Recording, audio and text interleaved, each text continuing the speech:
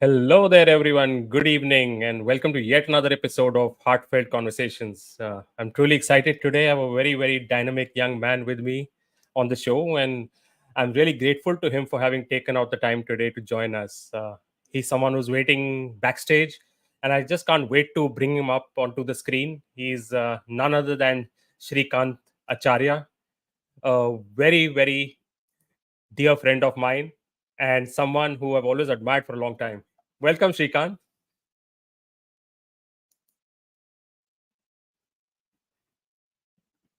Hey, I can't hear you for some All reason. right, didn't realize I was on Super. mute. Uh, Typical of what happens on these online webinars, right? So I'm thrilled to be Truly, here. truly. Thank you so much for inviting me because I've been a part of, as an audience, a part of a couple of the podcasts that you've done. And I think we've known each other for a very, very long time. So excited about the conversation that lies ahead. Superb. And yeah, it's my honor, my pleasure to have you today, Srikanth. I think for the benefit of those who are joining in or going to be listening, I do want to share with them a little bit about you and what I've observed of you as a person. So let me take a few minutes and do that with your permission. Right.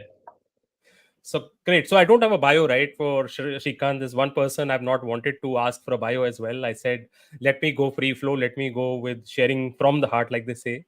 And a very interesting story that brought us together. So Shrikant touched base with me, I think, somewhere during the pandemic. I think we were all exploring the online world at that point.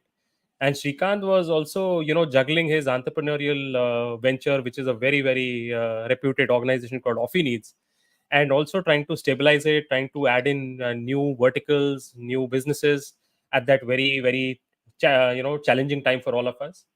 And amidst all this, I didn't see an ounce of worry on his face at all. It was always so positive, always so, charged up. He was always looking for something new to kind of solve, and that's the passion he brings to the table. And in every interaction that I had with Srikanth, I mean, I came back enriched. I came back having learned a little bit more about the world in general, about business in general, and I couldn't wait to actually then bring him onto the show. And interestingly, he's one of those who I somewhere in my mind feel that he's going to be the next Richard Branson, because he approaches his company and his personal brand and his marketing with that kind of flavor, with style and with focus. So as a CEO of Ineeds.com, a company that he founded, I've known Srikanth to kind of look at the nitty gritties of the business, to present himself at as the face of the company. He has been posting on LinkedIn, creating a huge network for himself. He's managed to connect with a lot of HR professionals who are very critical to his business, and I'm sure he'll talk about that in a bit. And in fact, while I'm interviewing him today on this podcast, he's a veteran in that sense, because he's done 500 episodes of the corporate gift show, and this started in the pandemic, right, Shikant? Yeah, absolutely. Yes. As a matter of fact, on that context, around the pandemic is when we met, and I used to run a podcast called Employee Engagement Podcast at that point of time. And you were like my guinea pig. The first couple of episodes, I think I got you on it, and luckily we didn't botch up. We did a great job, and that's how it started off. Yeah, and each of those interactions, like I said, was always enjoyable. I think, like you said, we didn't watch it up. We, in fact, had a good time. And I'm sure today, again, we'll end up having a good chat, getting to know a little bit about, what you do. And maybe I'll go back enriched again, as always. I'm very confident of that. So, thank you all to those who've joined in today. I mean, drop in your hellos, highs in the comments. We love to know where you're tuning in from. So, drop that in as well.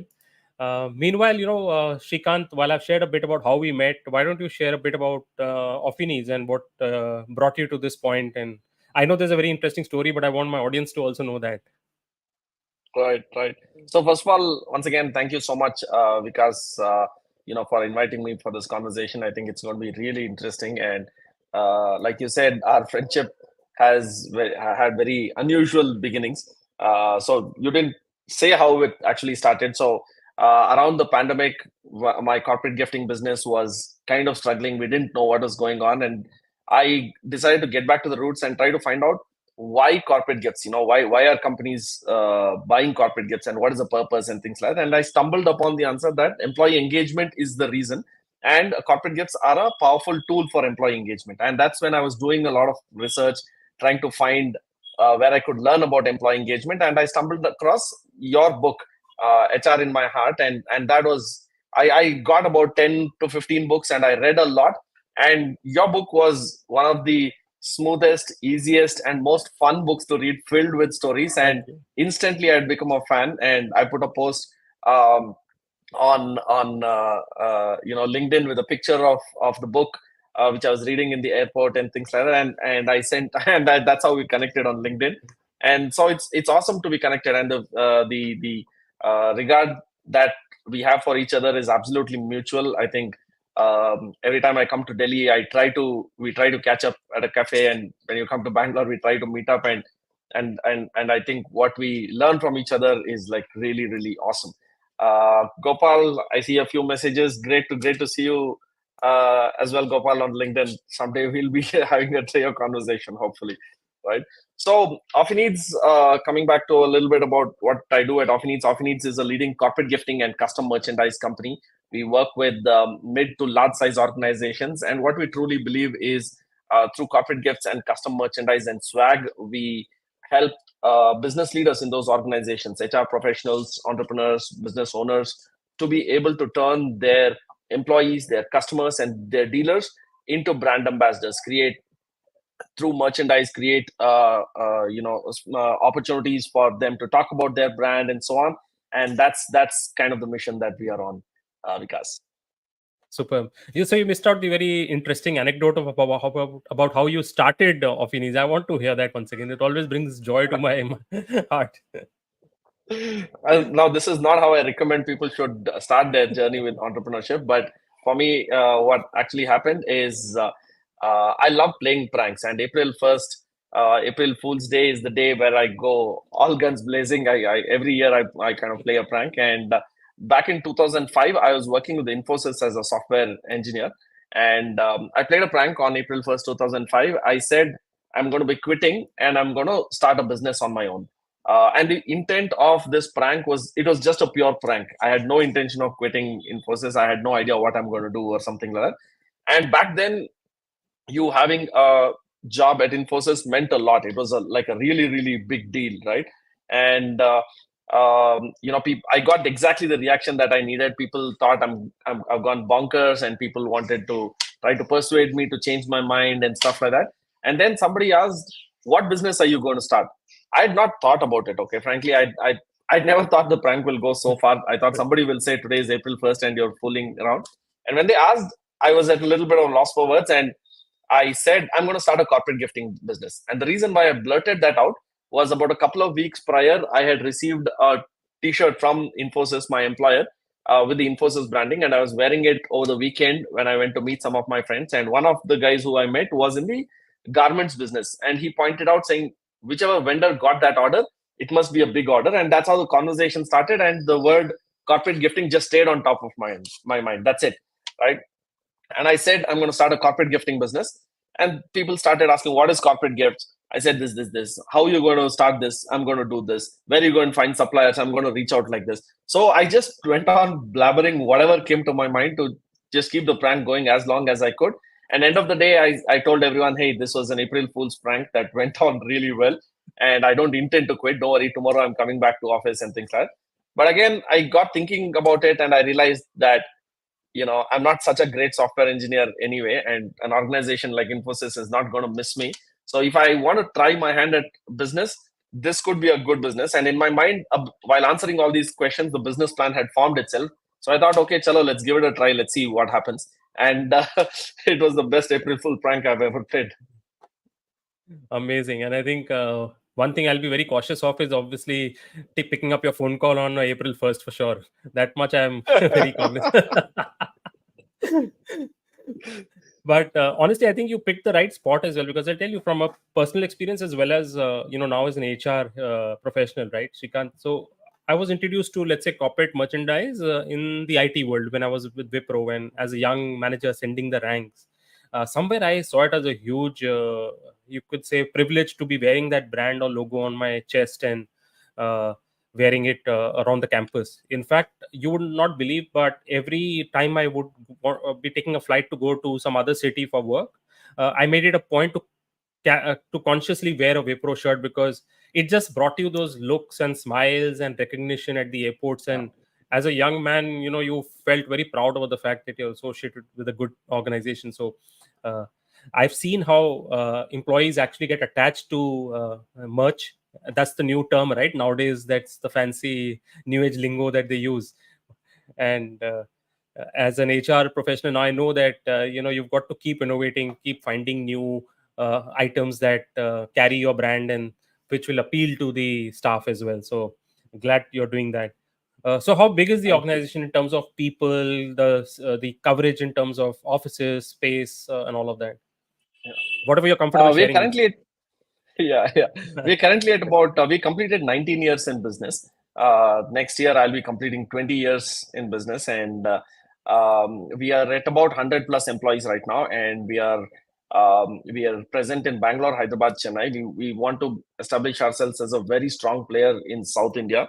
And predominant reason why I say South India is because corporate gifting is a urgency business. Everybody thinks about corporate gifting in the last minute. So we have a very Correct. strong operations based in Bangalore, and using that operations will be able to serve uh, predominantly serve cities which are shippable overnight. So South India is an area where we are very very strong at. While we have some clients across the country and some across the world also, I think a large 80% 90% of our business comes from South India.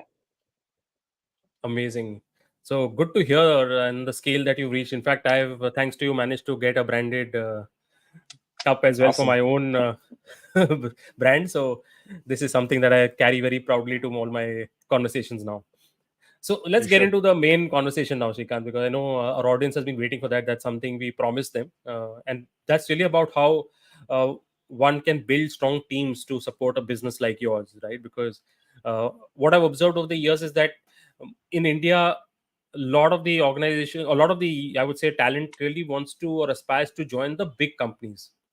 When you Correct. go to a campus student, you'll typically hear, I want to join a McKinsey or a Deloitte or an Accenture or an Infosys. And as a young entrepreneur kicking off, starting off your own venture, you're very passionate about it. How do you, get people to, come on board with that vision of yours? Yeah, I think that's a great question, and a great topic to tread, because the recruitment and retention strategies is very very different for mid-size organization, large-size organizations, and small organizations, extremely small organizations. When your team size maybe just starting off, or team size of 5-10 people, it's very very different, because like you said, most people want to work for an organization which has a brand, which is a large name, or they will look at working with a small organization as a makeshift arrangement, or as a opportunity to study what business is all about, so that they can start their own business. So there is no straightforward answer to saying this is how it is. And I think when you're starting off, it's very difficult to say that you're going to be able to share your vision with the organization and things like that. It's best to start by hiring somebody within the known circle. uh, Try to, and what happens is, in the early stage of business, you want hustlers, you want somebody who's an all-rounder. Like, as you grow in the organization, you build specialists, right? You will have somebody who's only focused on production, somebody who's only focused on sales or marketing and things like that, while in the beginning you want somebody who is willing to do whatever it is that takes, right? So best to look for somebody who has that fire in the belly, where you're able to build that friendship. The initial 5-10 people, I think, are like family. If you're able to identify, build friendship with them, build a stronger relationship with them, and that energy is very important. If you're able to, it's not so much about the mission, it's just that you're having fun every single day. You're Because you're in the early in the Right. stage, trust me, there is no vision. You don't know where you're headed. You're trying all kinds of different things. So I think it's the energy that matters. It is making sure that you're having fun every day, you're learning something new, you're trying different things, and that excitement is what will attract people and retain them in the early stages, is what I think. Superb. That is really insightful. I think finding people that are close to you, that are almost family, that believe in some part in your vision, I think is a great starting point. Before I extend that to the next stage of the business, I do want to let our audience know that we have, as always, a lucky draw for, and the winner will be that book which you mentioned, which is my book, HR in My Heart. So I'm happy to give a copy away to anyone who wins this lucky draw. All you need to do, community members, is just use this hashtag in the comments, hashtag coffee needs, and one lucky person from amongst you will win my HR in My Heart book. So the contest starts now and will continue till the end of this conversation. I'll pull up the lucky draw winner towards the end. So keep that in mind. You can start clicking away right away. Okay, thanks to you. Moving that off the screen and back to the conversation with the young man. So you've got your first 10, Srikanth. I think that's Yeah. still somewhere achievable. Now, I think the bigger challenge, correct me if I'm wrong here, could be possibly then scaling up to the next 50, because you're still not a brand. Yeah. You're still, tiptoeing around in the market. You're getting some things right, maybe not everything. Some mistakes along the way as well. Yeah. And you don't have any of that fancy office and Correct. facilities to offer the talent as well. So how do you get from 10 to 50? What's the secret sauce there? Yeah, absolutely. I think the rules of the game change, right? The first 10, you're looking for hustlers, you're looking for all-rounders, typically somebody who does pretty much everything that's required in the business. And then you need to transition into building some specialists and building and still holding, having ability to have that relationship with them and taking personal interest in them, being a mentor. And I think the biggest yeah, in that position, if you cross that 10 employee mark and you're going towards the 50 employee mark, that means you have a proof of concept. You found a product market fit and some things are working. And that means you're seeing growth, financial growth, market growth, and learning opportunity growth. And you're seeing a lot of growth, right? And that growth has to be fueled to be able to attract the next pool of talent. Typically, this will come from the people who already believe and who have worked within the organization. It's always better to do it that way, where you're not looking to hire a lot of people, but you're looking to hire some good people. So employee references is a great source, and asking references from your customers, from your suppliers, is a great way, because they're able to see that something is clicking. They can see that this organization is working, and now is the time to sell the vision. Now is the time to say that, okay, we've got a product market fit, and this is where we intend to be, and you've demonstrated some level of proof, and now is the time to sell the vision that we are going to go for something big, and talk about the market opportunity, talk about the learning opportunity, talk about the growth opportunity. And now is the time when you'll be able to identify people who want to join organizations which are early in that curve, right? So if you think about, and it has to be sold, right? That vision has to be sold, because people generally, if you think about it, most people don't think so much about which company they want to work for. 90, 95, 98% of the people will, what do you expect out of the job? I mean, they'll tell you fancy answers, but what is running in their mind is, what is the salary that I'm going to get, right? People don't so you need to sell them that vision, that you need to match the compensation that is as per market standards, and all of that kind of stuff is given. But you need to be able to sell that, look, if you go for a large organization, you're just a cog in the wheel. You cannot really make a difference to that organization to the as much as you would like to. But when you're a part of a smaller organization, you will report directly to you may or may not report, but at least you'll have direct access to the CEO. And if the visibility will be higher, the growth opportunity is going to be bigger, and you'll get to do a lot of different things. And now is the opportunity where you have the bandwidth to be able to understand the aspirations of every individual, right? Hmm. Up until about 30, 40, 50 employees, everybody, their wife, their kids, or their spouse, their kids, their family, their aspirations, what are their challenges, what they've gone through, help them address the challenges in their life. And because those first 50 people, in that you're going to find the first top 5, top 10 people who are going to stay with you for a long time, right? They are going to be the foundation, they are going to be the leaders. They are going to, how they think, how they behave, how they act, how they communicate, is going to set the tone for what is going to be the work culture in the organization going forward. So this is really the foundation that you're setting at, whether you're going to become 100 employee organization, 1,000 employee organization, whatever it is. As an entrepreneur, I think the job is to identify who is going to be the top leaders when your company is going big, whatever big means to you. So I think now that is the time when you have the opportunity to really nurture talent and build a very strong bond with them. In my company, I have about 5 or 6 people who have 5 people who have crossed about 13-14 years working with us. They continue to stay and they continue to make big impact. And I think there are about 15 people or so who worked with us for more than 5 years. And it's important that one-to-one relationship, because once you cross the 50 mark, once you cross the 100 mark, it's very difficult to be able to build that one-to-one relationship. You cannot do it with so many people. So now is the time to set the foundation for what kind of an organization you want to build, what kind of a team you want, and what kind of leadership that you want to be having.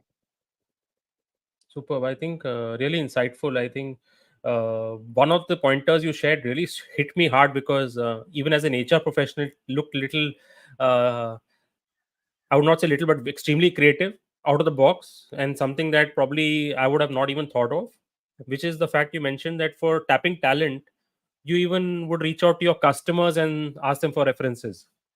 Absolutely Absolutely. brilliant, Srikanth. I mean, I'm so glad that and this kind of statement actually validates why I was really keen to bring you on the show, because this is not something we're going to see in a textbook. Hmm. Asking your customer to refer someone is not something that many people will think of. You probably think of recruitment consultants. You'll think of your own employees and say referral program. Let's pay them 7,000. Okay, let's make it 10,000 this month because references are not coming in, and we go down those traditional standard mechanisms. But absolutely world class. Thank you so much for that. Thank you, And Vikas. obviously, one point which I'm sure all our audience would also take away is the fact that you mentioned that having that one-to-one connect is also extremely important. And till the time you're about 50, as a team, that's still possible for a CEO at your level to kind of be able to do that and make those personal connections, which actually will, like they say, deliver returns over the long term. Because once you made Yeah. those connections, they are there forever. So, thank you for highlighting that bit as well. I do want to check one more aspect, and that is the fact that in hiring we often sometimes also have a few misfires along the way. And Yeah. I'm sure in a situation where you are an entrepreneur and you're doing 20,000 things at the same time, and really right from the you're playing the role right from the doorkeeper, pantry boy to the CEO. Hiring is just also one of the elements, maybe critical, but at the same time, it's possible that one or two mishires happen along the way. So if those happen, and have they happened with you, and what have you done to address them, is something that will help our audience. All the time, they happen all the time, right? We because we know end of the day we are hiring humans and not robots. And it's not that you program something and this is exactly how they're going to behave, or this is what's going to happen. And there's so many variables in the play, right? There are so many social circumstances, things that could be happening in the society. People, they somebody might lose their loved ones, they may have some challenges. There's so many things that could go on. So misfires happen all the time.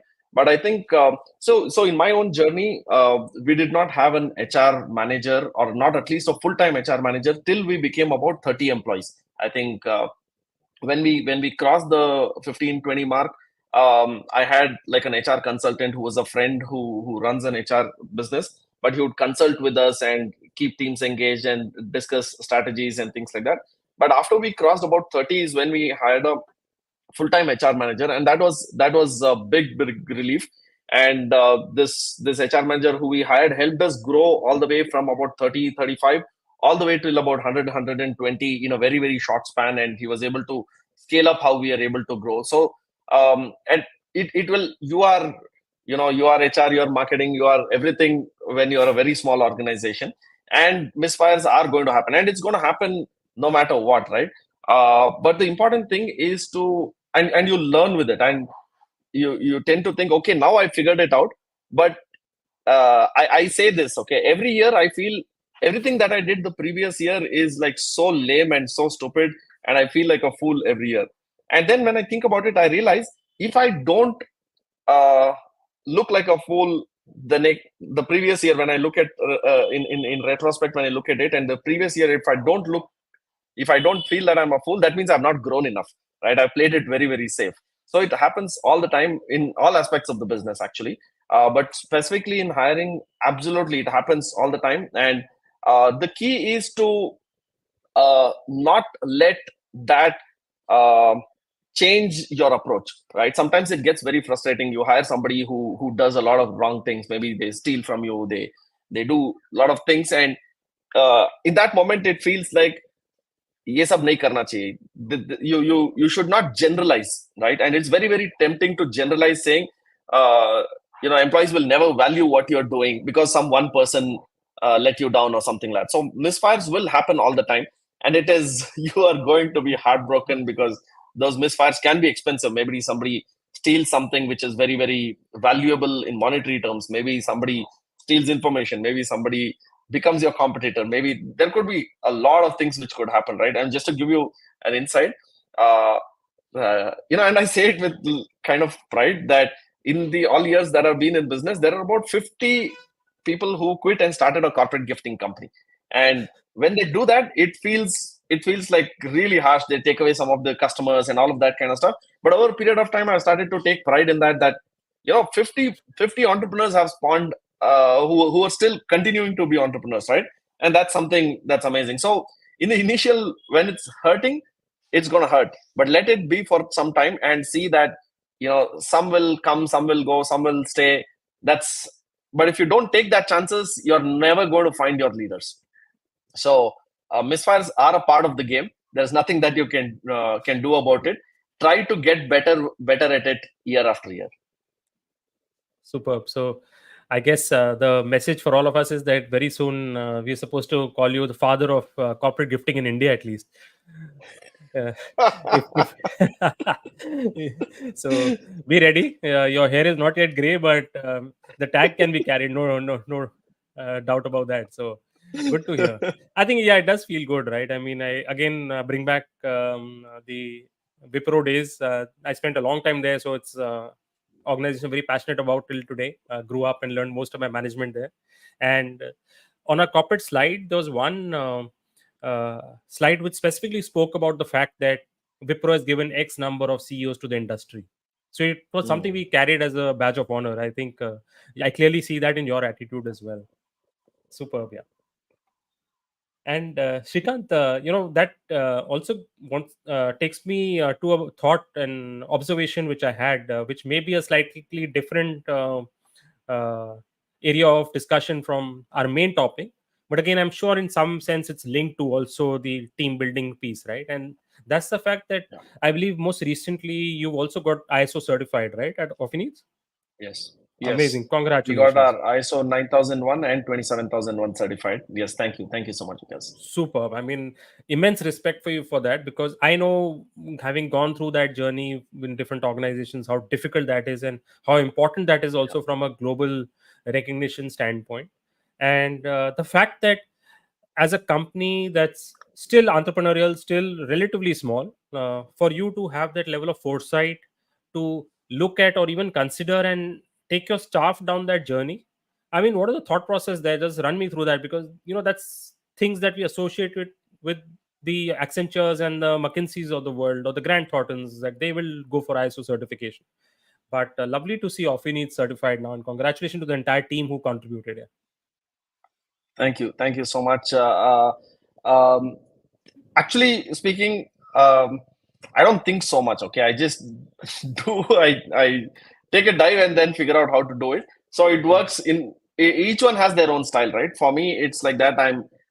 Sometimes I take, a lot of times I take decisions on the spur of the moment. I'm not so much into analytical thinking. I'm a little bit more passion driven. It works 50% of the time. It just works brilliantly, and 50% of the time it bombs. But maybe I should sober down a little bit. But it was one of those kind of decisions where I realized that there are, as a part of our business, we do a lot of technological integrations with some of our clients. We run brand stores for them and things like that. And data sensitivity is a very important part of it.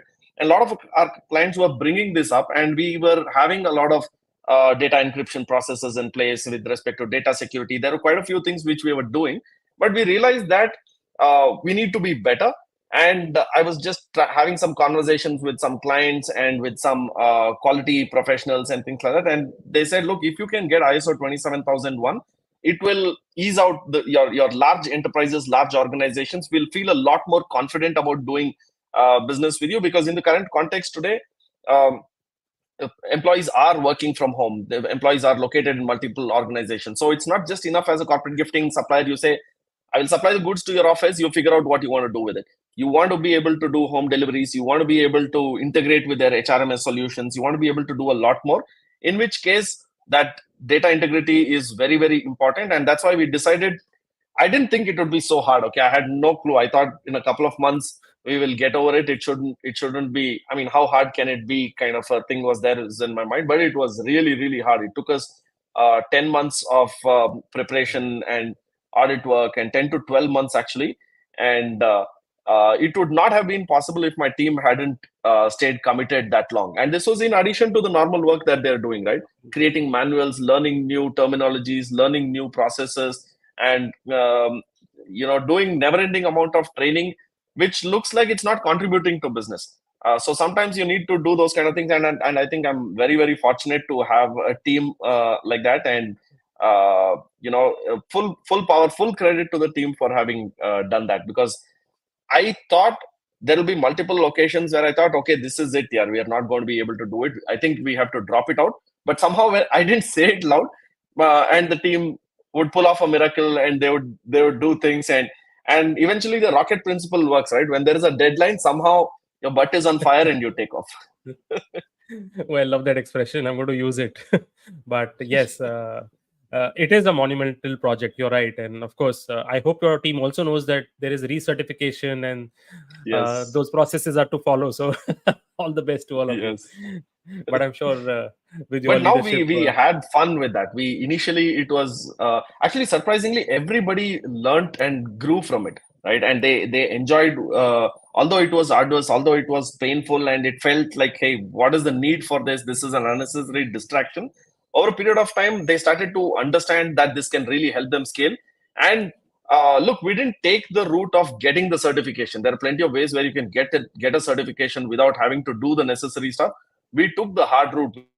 We partnered with TUV Rhineland, which is a German a company which does the certification, and they're like very strict about what they do. And we took that route, despite having easier agencies who would be a lot more lenient with their processes, and we grew as a team, as an organization. We grew immensely because of that. kudos to you and the entire team. Awesome. And before Thank we you. move forward, I want to remind our audience that my book HR in My Heart is available again today as a lucky draw award. And those of you who are keen can put in the comment hashtag Offie Needs in the comment box, and the system will decide the winner. So it will be a automated process. Both Srikanth and I will have no role to play in who wins. So it's a fair game. Do try and win the book. I'm sure it will be of some value to you. Uh, Gopal has a question, Gopal Iyer, and I'm going to put it up on the screen. He also, by the way, congratulated you on your ISO certification.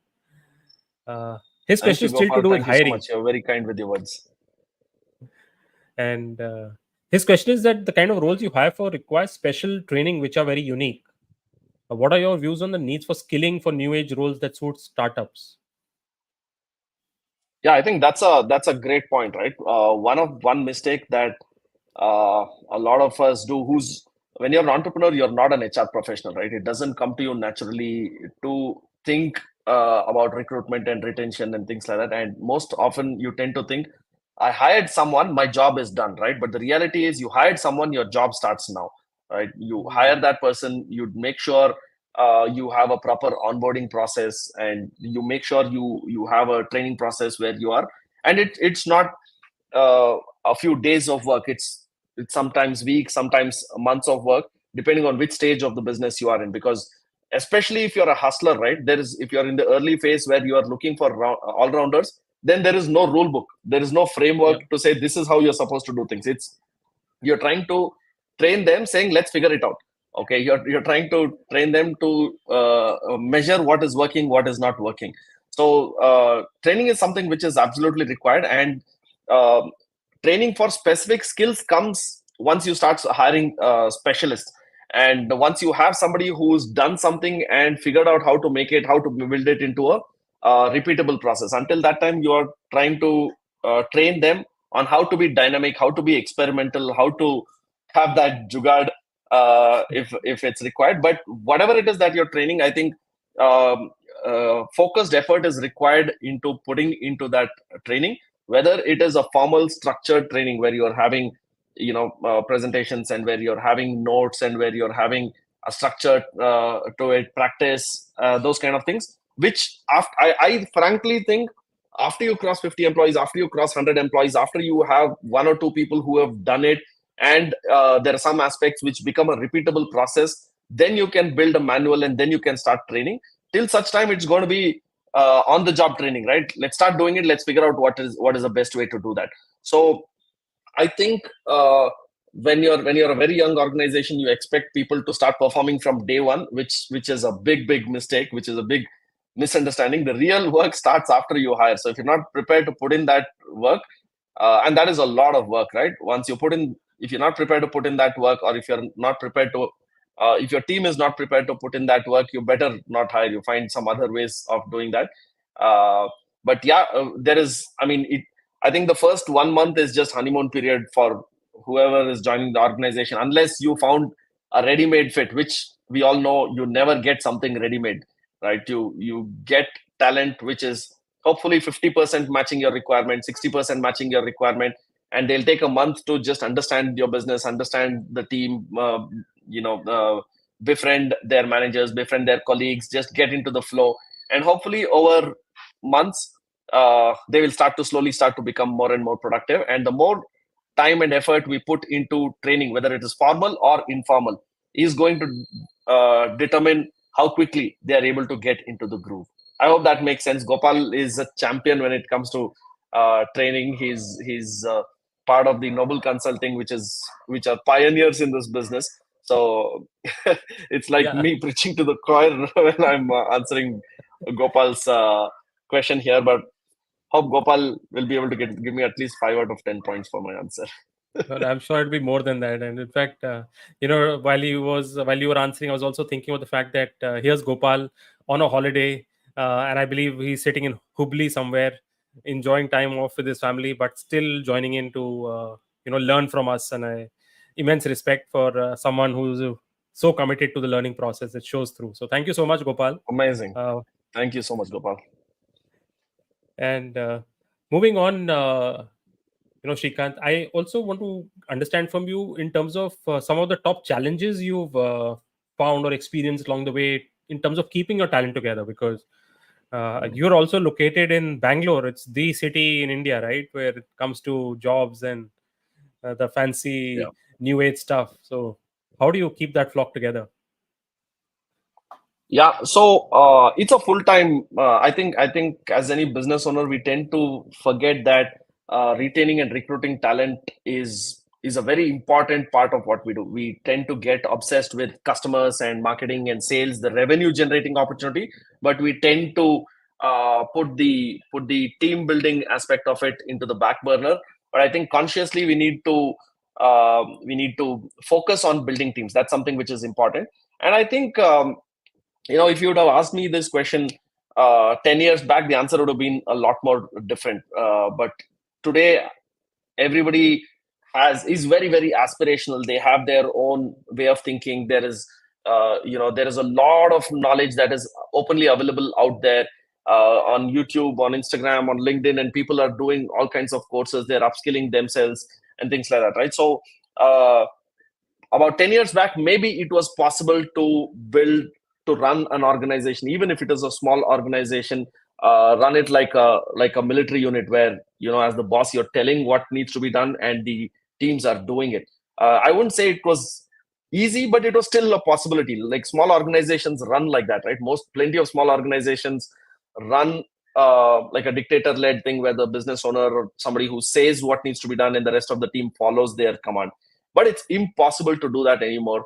It's absolutely impossible. There are way too many job opportunities which are there. There is way too much information which is already available out there, from from irrespective of what is your education, what is the skills that you have. People have opportunities earning. Nobody, I don't, in my organization, at least especially in Bangalore, most metro cities, I don't think anybody is worrying about, you know will I get to eat something today or not, right? Nobody, the survival worry is not there for anyone anymore. Most people are worried about, how am I going to buy my iPhone, right? How am I going to buy my own bike? How can I go on these holidays? The kind of the roti kapda makan is, I think the age is over. So because of that, I think it's very, very important to create win-win situations, right? I follow coach Rajiv Talreja. He's a phenomenal business coach. He talks a lot about how small businesses can create win-win-win strategies. He speaks about three entities need to win. One, the customer needs to win. Two, the employee needs to win. And three, the organization needs to win. So unless you're able to design a business model where all three win, so what do the customers want? The customers want good value for money, great product, great service, that kind of stuff, right? And what do the businesses want? The businesses or business owners want profitability, want freedom, want growth. And what do the employees want? Generally, we talk about win-win strategies, right? The customer has to win, the company has to win. But we tend to forget about the employee. And that is something Rajiv emphasizes on, that you need to create win-win is not enough. You need to have win-win-win. The third win going to the employee. What do the employees want? Employees want career growth. They want learning. They want financial growth. They want recognition, respect. They want opportunities. These are the things which people want today, and there is no way to build any business, even if it is like a small kirana store, right? We used to see, there used to be a small kirana store, and that boy joined when he was in primary school, and all the way through his adult life he's still impossible to do that today, because everybody's got a phone in their hand, and everybody's got internet. Everybody's got access to phenomenal amount of information. Opportunities are out there. It doesn't, even if you're illiterate, you can be a Swiggy delivery person. You can be a kind of a freelancer on Urban Clap. The opportunities are just insane. So the only way to build an organization, whether it is white collar job, blue collar jobs, or any other colored collar jobs that you're creating, is to create win-win-win situations where you have the heart and the intent to be able to help individuals grow. That is the only way to build an organization. Brilliant. The win-win-win model. Going to remember that for sure. And thanks for bringing that to us. Anita has a question which is on similar lines. So I thought I'll bring it up right away. Heard that you have some employees who have been associated with you for a long time. How do you motivate them to adopt the new challenges in your industry, keeping up the pace along with the new people being onboarded? How do you keep the passion going on? Yes, of course, the big one. Yeah, I think that's a brilliant question, Anita, what you asked, because if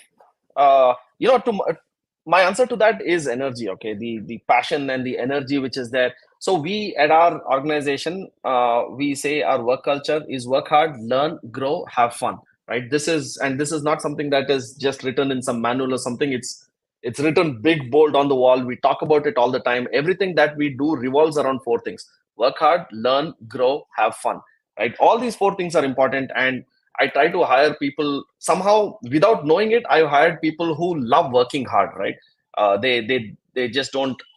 They just enjoy working, and it's easier to find people, or it's easier to find people who enjoy working if you find the right fitment of what they love doing and the role that they're playing in the organization. There are some people who just love numbers, who are great in finance and accounts and business analytics and things like that. There are some people who just love to go out there and speak to people. They're great for sales and marketing.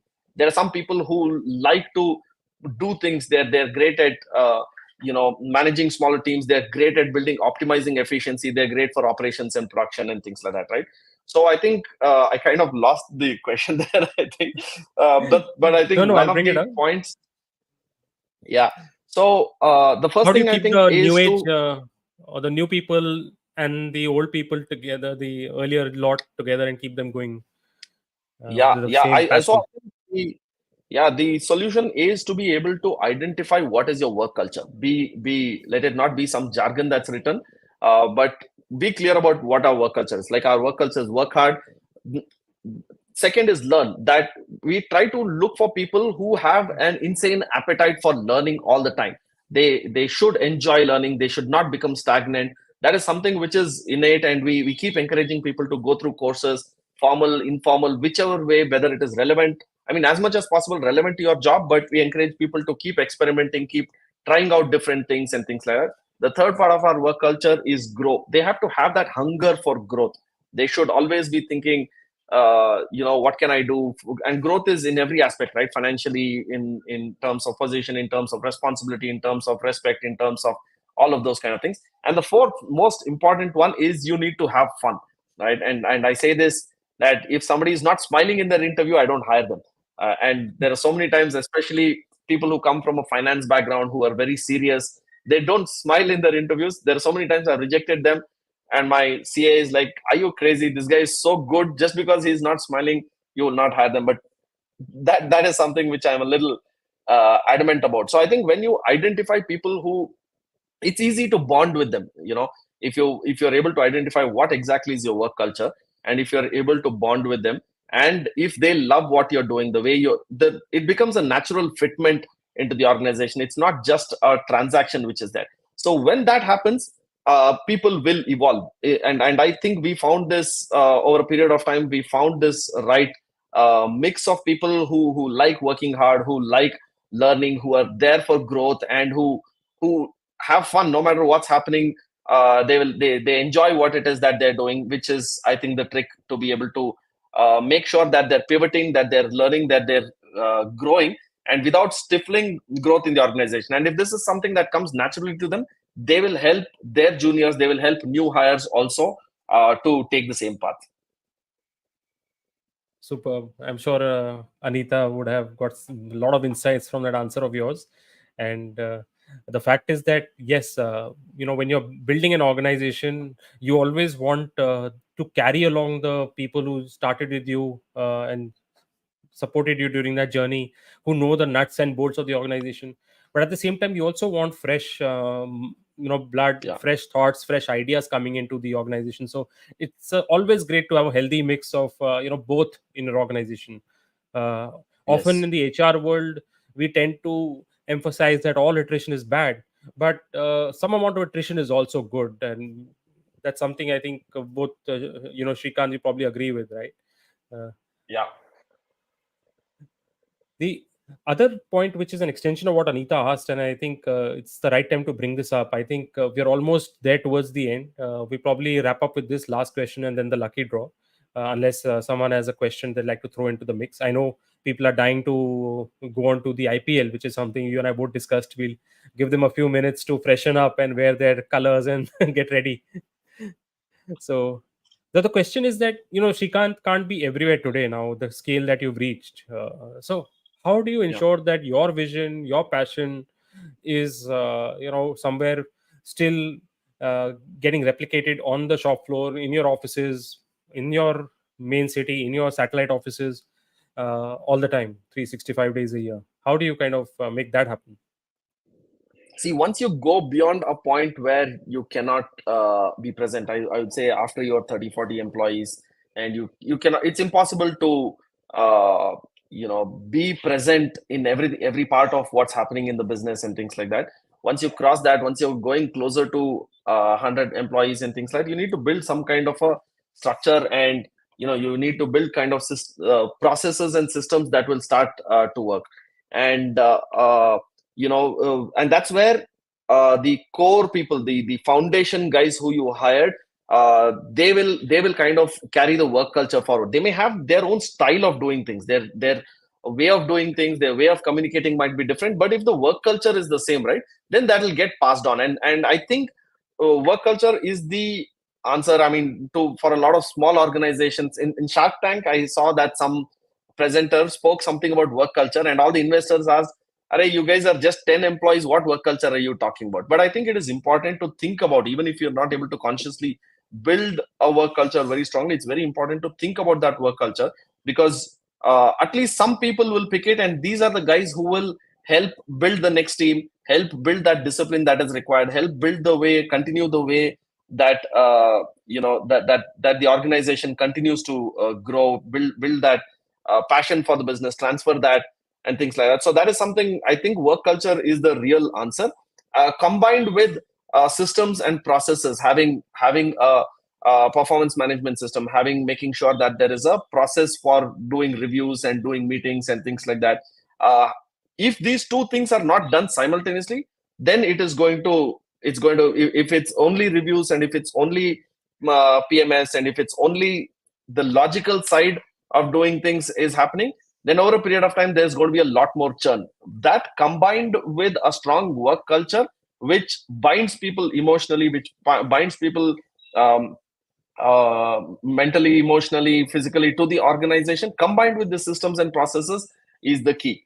It's and the challenge is that as an entrepreneur, when you are the strategy, the rules of the game keep changing. Okay, it's like you were used to playing gully cricket when you were 10 employees or something like that, right? And then once you moved into the 30, 40, 50 team, it's not gully cricket now. You're not playing with tennis ball, you're playing with hard ball now. The rules are very, very different. The way you would bat, the equipment that is required, everything changes, right? And then once you go into the next league, you're playing in like under floodlights in a international stadium and things like that, right? And then the rules keep changing. It may look like a very similar thing, but the rules keep changing. It's like playing test cricket versus playing T20. It's very, very different. And it's very important that as an entrepreneur or as a business owner, you're able to adopt to that change, and you're able to understand that the rules change.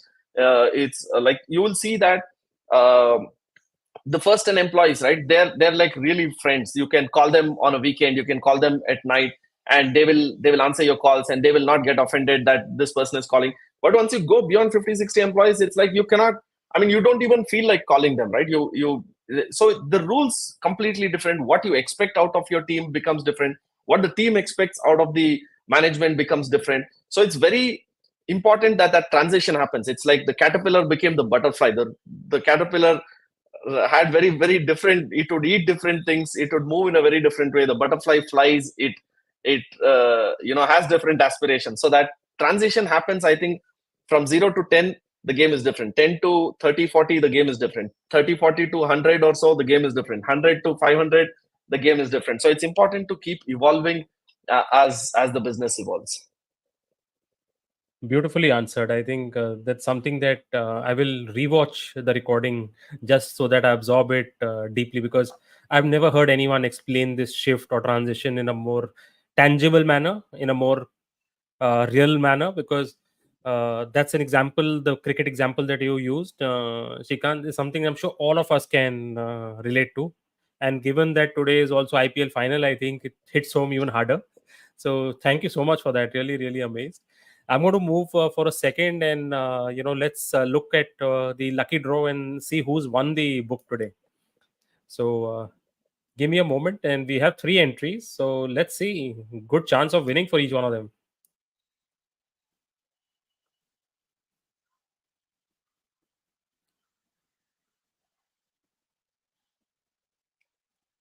Oh, wow.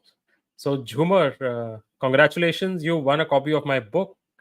I'll be in touch with you to figure out how I can get that across to you in the earliest possible time. And if need be, we'll take Srikanth's help to deliver, because he's an expert at home delivery, isn't he now? That's right. Congratulations, Jumar. I think it's a phenomenal book. I was able to read it in one go. I remember I was flying somewhere, and in the airport I finished it.